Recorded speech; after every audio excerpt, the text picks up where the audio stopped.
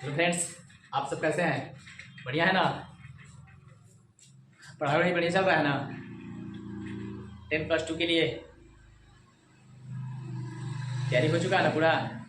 क्योंकि अब समय बहुत करीब आ गया है, एट ए हैंड, तुरंत आपका एग्जाम होने वाला है। ठीक है, अब आज आपके सामने हिस्ट्री का ऑब्जेक्टिव,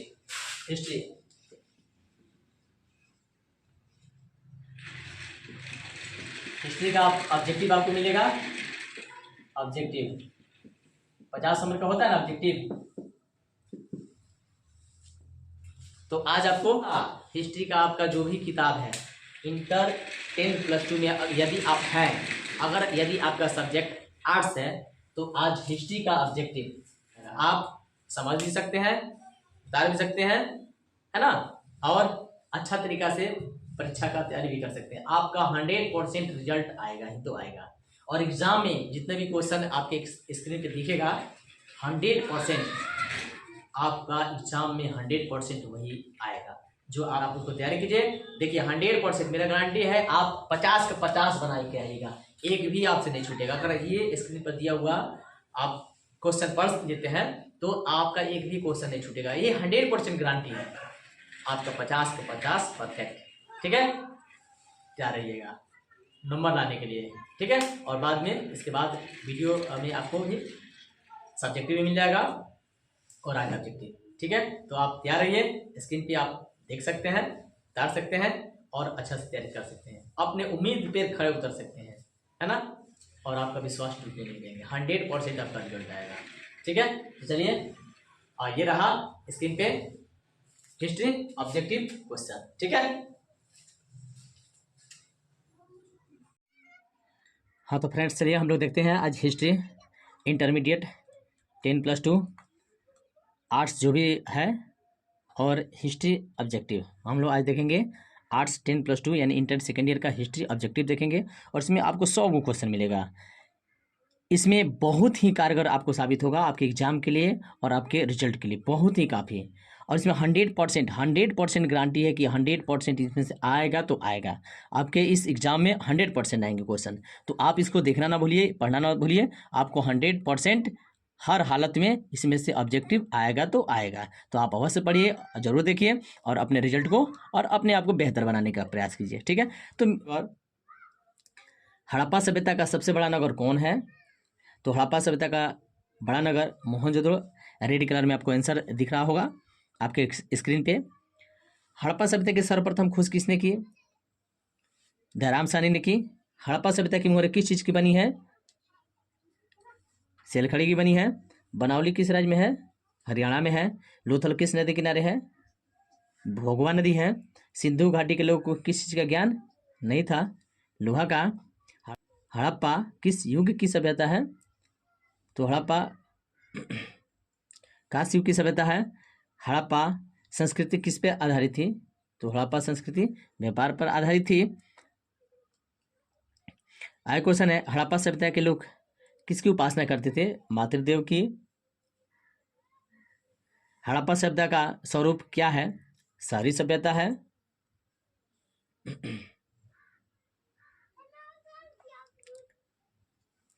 हड़प्पा सभ्यता का स्वरूप क्या है? शहरी सभ्यता है।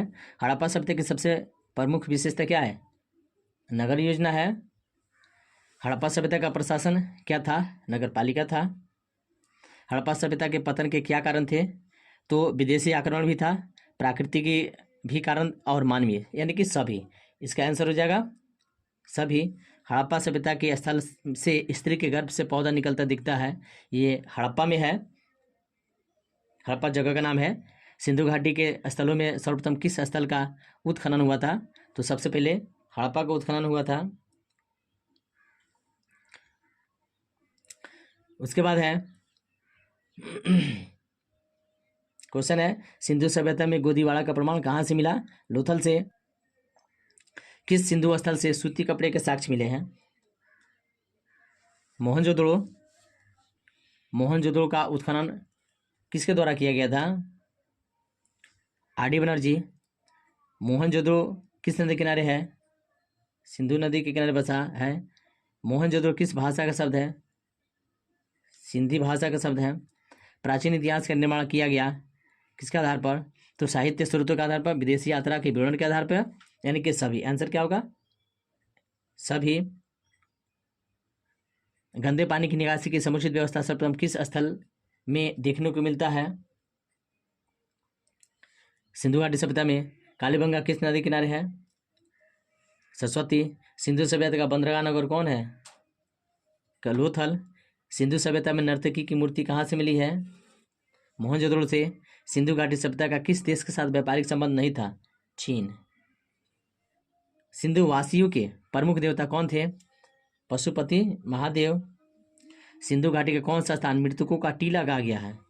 मोहनजोदड़ो। सिंधु घाटी का कौन सा स्थान सिंध का बाग कहा जाता है? मोहनजोदड़ो। सिंधु घाटी सभ्यता किसके समकालीन नहीं मानी जाती है? चीन की सभ्यता। प्रश्न है, सिंधु सभ्यता का क्षेत्रफल किस आकार का था? त्रिभुजाकार।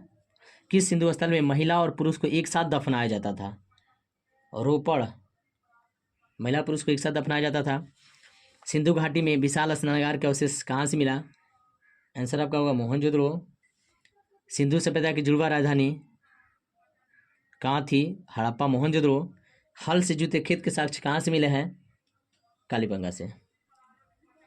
आगे क्वेश्चन है, पशुपति महादेव की मुहर में कौन सा जानवर नहीं पाया जाता है? शेर। किस स्थान से शतरंज की तरह के खेल के प्रमाण मिले हैं? लोथल से। राय बहादुर दयाराम सैनी ने कहाँ उत्खनन करवाया था? हड़प्पा में कराया था। गौतम बुद्ध का जन्म कहाँ हुआ था? कपिलवस्तु के लुम्नी में। श्वेतांबर दिगंबर किस धर्म संबंधित है? जैन धर्म से। आर्यों की सभ्यता किस नाम से जानी जाती है? वैदिक। आर्यों का सबसे प्रमुख पशु कौन था? गाय। आर्यों का प्रिय पेय क्या था? सोमरस। बुद्ध का सारनाथ में दिया गया प्रथम प्रवचन क्या कहलाता है? धर्म चक्र परिवर्तन। बुद्ध के अष्टांगिक मार्ग में कौन सा सिद्धांत नहीं था? सम्यक चरित्र। प्रश्न है, इनमें कौन गौतम बुद्ध के शिष्य थे? तो सभी थे। आनंद एवं उपाली, कश्यप, सारिपुत्र, ये सभी इनके शिष्य थे। आगे, किसके शासनकाल में बौद्ध धर्म का विभाजन हीनयान और महायान संप्रदाय में हुआ? कनिष्क। क्वेश्चन हो गया आपका। आगे है, गौतम बुद्ध के गृह त्याग की घटना को बौद्ध ग्रंथ में क्या कहा गया? महाभिनिशीकर्मण। गौतम बुद्ध ने बौद्ध संघ की स्थापना कहाँ की थी? गौतम बुद्ध ने बौद्ध संघ की स्थापना कहाँ की थी? सारनाथ। बौद्ध धर्म के भारत में पतन का क्या कारण नहीं है? राशि संरक्षण की कमी। गौतम बुद्ध किस कुल से संबंधित थे? शाक्य कुल। में से प्राचीनतम वेद कौन है? ऋग्वेद है। इनमें प्राचीनतम वेद कौन है? ऋग्वेद। ऋग्वैदिक कालीन लोग किसकी पूजा करते थे? प्रकृति की। ऋग्वैदिक समाज क्या था? मातृसत्तात्मक। वेद का अर्थ क्या होता है? ज्ञान। ऋग्वेद में पुरुष सूक्त में सर्वप्रथम किस वर्ण का उल्लेख मिलता है? ब्राह्मण।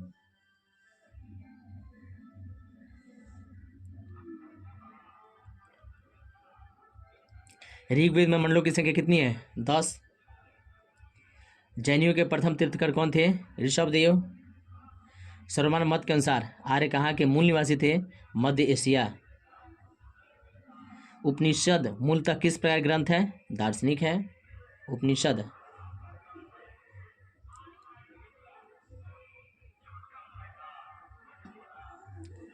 उपनिषद मूलतः किस प्रकार ग्रंथ है? दार्शनिक। निम्नलिखित वर्गों में से किसे उपनयन संस्कार करने का अधिकार नहीं है? शूद्र। वोग्जाकोई नामक स्थान कहाँ स्थित था? Asia minor. प्राचीन भारत में द्वितीय शहरीकरण कब हुआ? पाक मौर्य काल। जिस बोधि वृक्ष के नीचे बुद्ध को ज्ञान प्राप्त हुआ उसे किसने नष्ट किया? शशांक ने। धर्म चक्र परिवर्तन क्या है? प्रथम उपदेश। गौतम बुद्ध को ज्ञान किस नदी के किनारे मिला था? निरंजना। सिद्धार्थ। महात्मा बुद्ध को ज्ञान कहाँ प्राप्त हुआ था? बोध गया। गौतम बुद्ध के समकालीन मगध सम्राट कौन था? बिंबिसार। गौतम बुद्ध को खीर खिलाने वाली स्त्री का नाम क्या था? सुजाता। चौथी बौद्ध परिषद किस शासक के काल में हुआ? कनिष्क। द्वितीय बौद्ध संगति का आयोजन कहाँ हुआ? वैशाली। ऋग्वैदिक आर्यों के युद्ध देवता कौन थे? इंद्र। क्षमेत्र की रचना कौन सी है? बृहत कथा मंजरी। क्षमेत्र की रचना कौन सी है? बृहत कथा मंजरी। किस गुप्त शासक को लिच्छवी कहा जाता है? समुद्रगुप्त। गुप्त काल में हस्ती सेना के प्रधानमंत्री को क्या कहते हैं? महापिलुपति। निम्नलिखित में से महिला संत कौन थी? सभी। मीरा, अंडाला, कराइकल, ये सभी महिला संत थी। समुद्रगुप्त की तुलना किस यूरोपियन शासक से की जाती है? नेपोलियन। मौर्य वंश का संस्थापक कौन था? चंद्रगुप्त।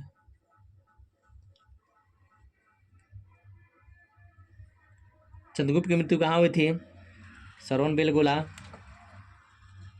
चंद्रगुप्त मौर्य किस धर्म को मानने वाले थे?